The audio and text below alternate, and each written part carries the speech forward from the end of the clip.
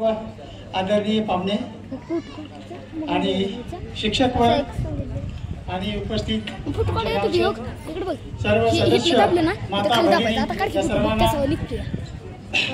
वंदन।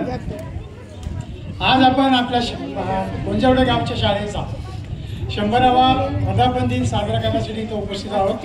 या शाळेनं ब्रिटिश आर्मी मध्ये सुद्धा 2 माणसं आमच्या गावची या शाळेचे विद्यार्थी दिलेत आणि आज सगळ्यात साधारण आर्मी नेव्ही एअरफोर्स 150 सैनिक आजी माजी सैनिक कार्यरत आहेत।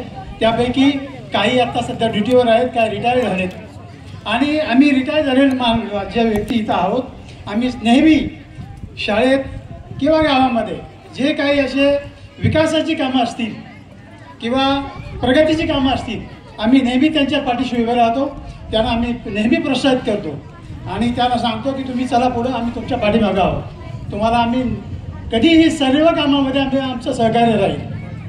आत्ताच्या शाळेचा जो आम्ही कार्यक्रम पाहिला आणि त्या शिक्षक वर्गाने तो जो आमच्या समोर मांडायचा जो प्रयत्न केला तो फार सुंदर आहे। आजच्या पिढीला त्याच्यातून बरंचसं काही घेण्यासारखं आहे।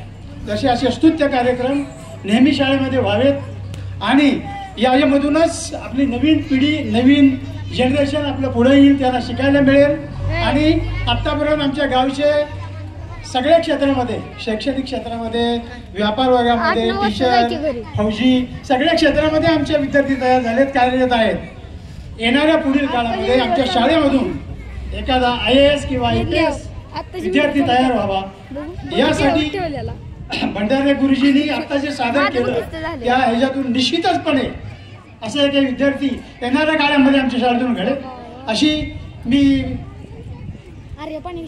इच्छा प्रदर्शित करतो आणि याबद्दल आम्हाला इथं बोलायला संधी दिली त्याबद्दल खूप खूप आभार मानतो। धन्यवाद। धन्यवाद मोरे साहेब। याच्यानंतर आपल्या गावचे सुपुत्र या शाळेचेच माजी विद्यार्थी आणि रिटायर केंद्र प्रमुख